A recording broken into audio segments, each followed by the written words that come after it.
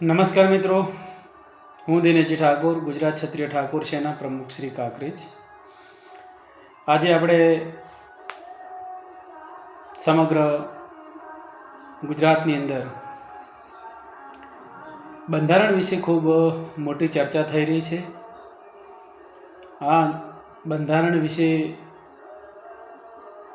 બનાસકાંઠાના દેવદર મુકામે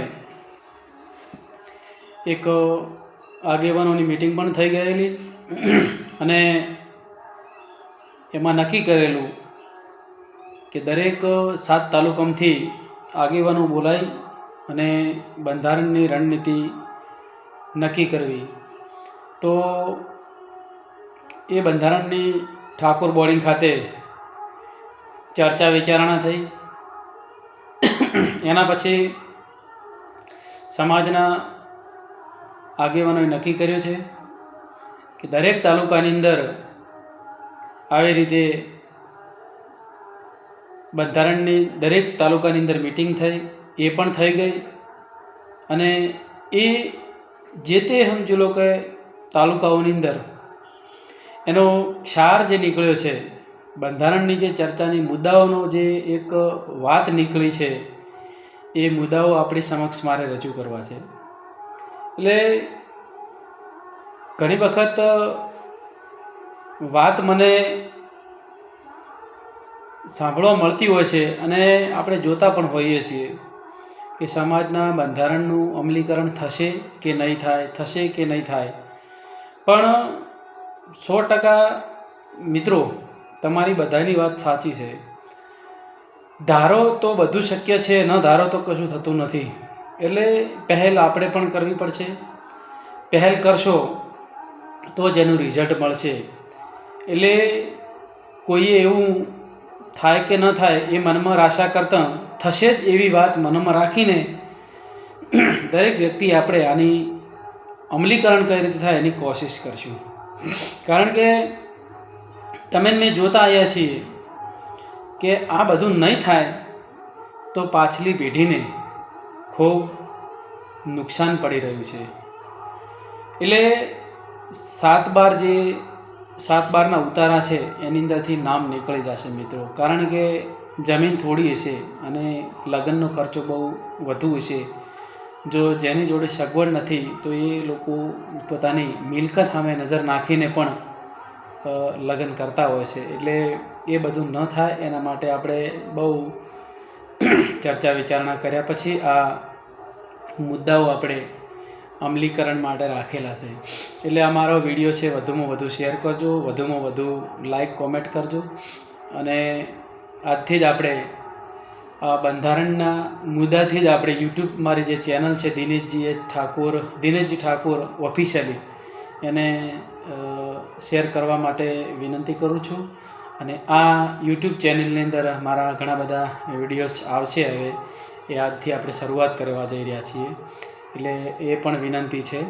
હવે આપણે શરૂઆત કરીશું લગ્નના પહેલાં બંધારણ વિશે મુદ્દાઓની.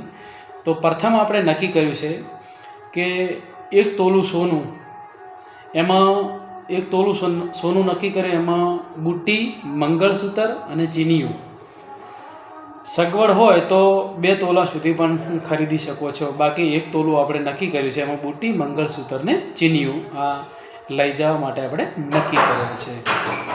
એના પછી છે ચાંદીનું. તો 500 ગ્રામ ચાંદી ખરીદવી. એમાં 500 ગ્રામ ચાંદીની અંદર ઝાંઝર, કેળજુડો કે કંદોરો તમે બનાવી શકો છો ચાંદીમાં. એના પછી આપણે લગ્ન પ્રસંગમાં ઓઢમણા જે પ્રથા છે એ સદંતર આપણે બંધ કરેલી છે. માની લો કે ઓઢમણું એટલે શું? તો ઓઢમણું એટલે માની લો કે તમે જેમાં તમારા ઘરે મહેમાન આવે છે, સગાઈ કરવા આવે છે કે પછી લગ્ન પ્રસંગમાં આવે છે, એ સગાઈ વખતે આપણે એમને માન સન્માન એના માટે ઓઢમણું કરતા હોય છે. તો એ ઓઢમણું છે એ આપણે માની લો કે કોઈ બેન હોય તો સાડી આપતા હોય છે, ભાઈ હોય તો એને ધોતીઓ અથવા પેન્ટનો કટકો આપતા હોય છે.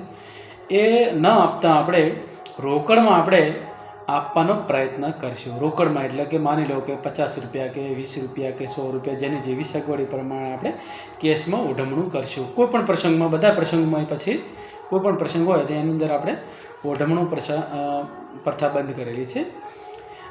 વિડીયો શૂટિંગની જે વાત છે એમાં વિડીયો શૂટિંગમાં આલ્બમ બનાવી શકાય, બાકી ડ્રોન કેમેરાની આપણે એની અંદર બંધારણમાં અમલીકરણ માટે મુદ્દો મૂકેલો છે અને આપણે બધાએ અમલીકરણ એનું કરવાનું છે. એના પછી દીકરીઓને આપણે વાસણ પ્રથા એટલે કે પુરગટ જે આપતા હોઈએ છીએ એની અંદર પુરગટમાં એવું માની લો કે રસોડા સેટમાં જે પણ વસ્તુ આવતી હોય એ રસોડા સેટ આપણે આપશું, બીજી વસ્તુ આપશું નહીં. અને પુરગટ પેટે એવું ન થાય તો પુરગટ પેટે એમને આપણે 25,000થી માંડી અને 51,000 સુધી આપણે રોકડા એને આપી શકશું.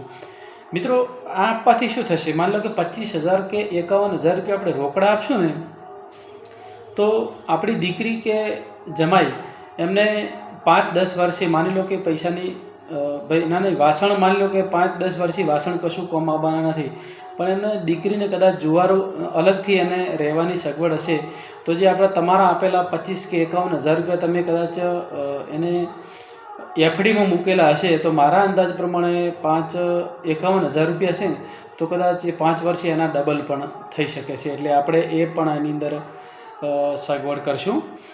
હવે વાત રહી જમણવારની, તો જમણવારમાં આપણે ઘણા બધા મિત્રો કહેતા હોય છે કે જમણવારમાં શું કરી શકાય, તો જમણવારમાં આપણે 7 આઈટમ નક્કી કરેલી છે, તમામ આગેવાનોએ નક્કી કરેલી છે અને આપણા હમણાં જ કાંકરેજના ધારાસભ્યશ્રીએ એનો પુરવાર કરી બતાવ્યો કે જેમના લગ્ન પ્રસંગ હતો તો એમને 5થી 6 આઈટમને અંદર સમાવેશ અમને કર્યો હતો. તો આપણે મીઠાઈ 1, પૂરી, શાક રોટલી, સબ્જી 2, દાળ ભાત અને છાશ આ રાખી શકાશે. અને આ નિયમો જે છે એ બંધારણનો ભાગ 1 છે. બીજા ભાગની અંદર હું તમને બીજું બતાવવા માટે કોશિશ કરીશ.